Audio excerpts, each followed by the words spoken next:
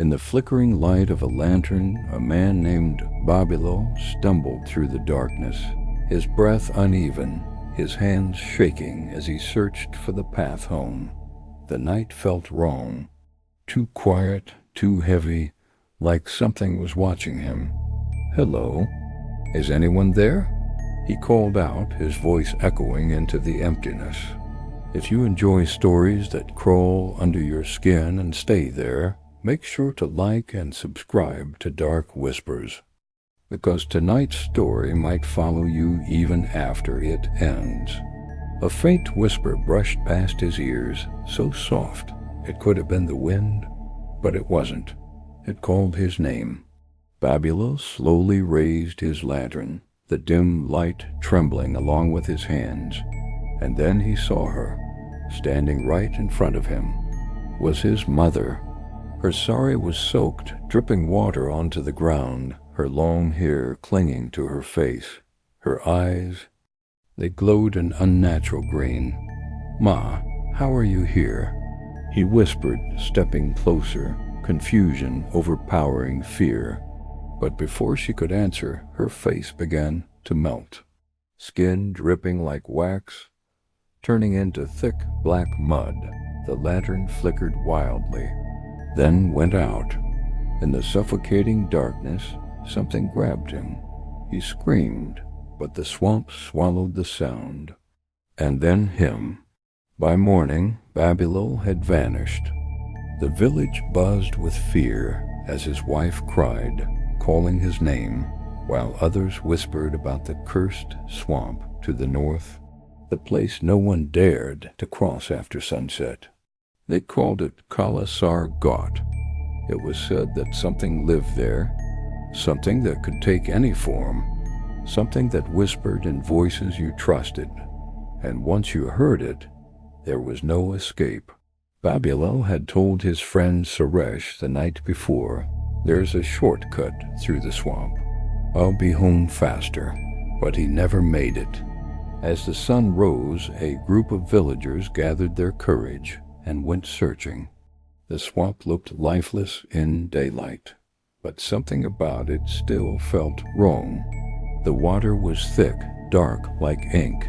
Broken branches, torn clothes, and a half-sunken boat lay scattered near the edge.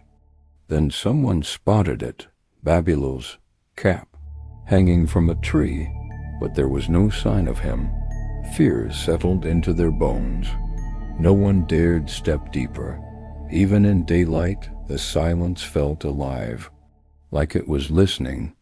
They returned empty-handed, but not empty-minded. That evening, 3 people made a dangerous decision.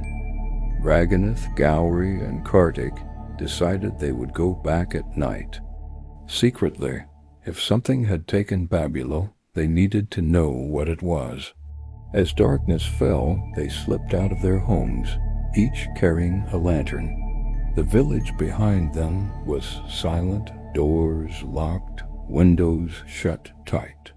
No one wanted to risk stepping out after sunset anymore.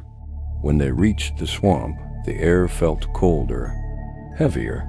Their footsteps sank slightly into the wet ground, and strange fog began to roll in. The deeper they went, the dimmer their lanterns became. Then, they heard it. "Gowri, Beta, why didn't you listen to me? Kartik, I am your father. Help me. Raghunath, you promised you would never leave me alone." Each of them froze. The voices were different, but each one was familiar. Each one belonged to someone they loved. Gowri's eyes filled with tears. "That's my mother," she whispered, stepping forward. Kartik's hands trembled as he stared into the fog. "My father, he's alive." Raghunath felt his heart race. Something wasn't right. "No, this is wrong. Don't listen," he shouted, but it was too late. Through the mist, figures began to appear. Gowri saw a woman in a sari waving at her. Kartik saw his father, arms stretched out, but their forms were unstable, like they were made of mud, barely holding shape. Suddenly the ground beneath them bubbled. Black, skeletal hands emerged from the swamp, twitching, reaching, pulling themselves upward. A foul smell filled the air. The whispers grew louder, merging into one horrifying chorus. "Come closer. Help us. Join us." Gowrie stepped forward.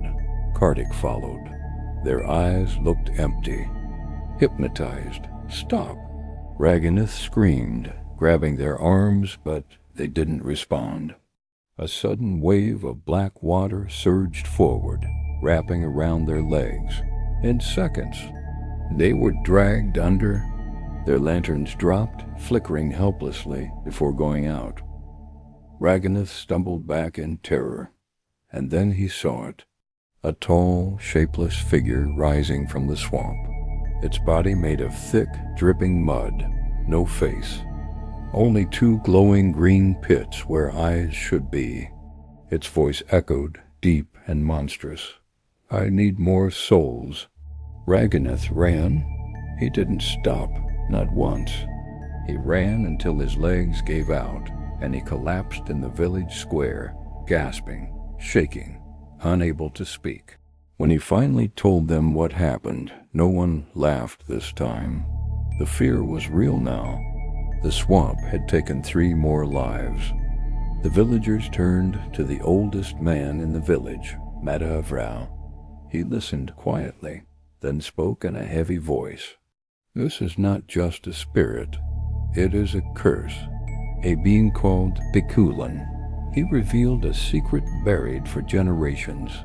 Long ago, a dark sorcerer lived near that swamp, performing rituals to gain immortality. He needed 100 pure souls. He tricked innocent villagers, sacrificing them one by one, trapping their souls in the swamp. But before he could complete his ritual, the villagers turned against him. They buried him alive in the very swamp he used for his dark magic. With his dying breath, he cursed the land. "I will return, and I will finish what I started." Since then, the swamp never dried. His spirit merged with the mud, becoming something else, something hungry. Madhavrao looked at Raghunath. "You survived because your heart was pure. You must be the one to stop him."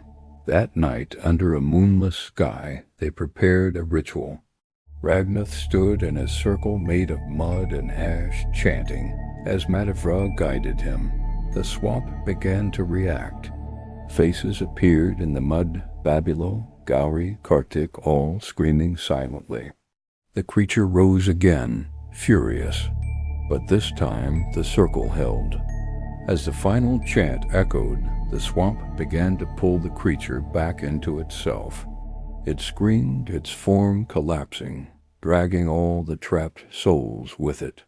Then, silence. The swamp went still. Raghunath collapsed, barely conscious. Madhavrao whispered, "It is bound, but not gone." And even today, the villagers say, if you walk near Kaala Sar Ghat at night, and you hear a voice calling your name and someone you trust, don't turn around, because some whispers are not meant to be heard.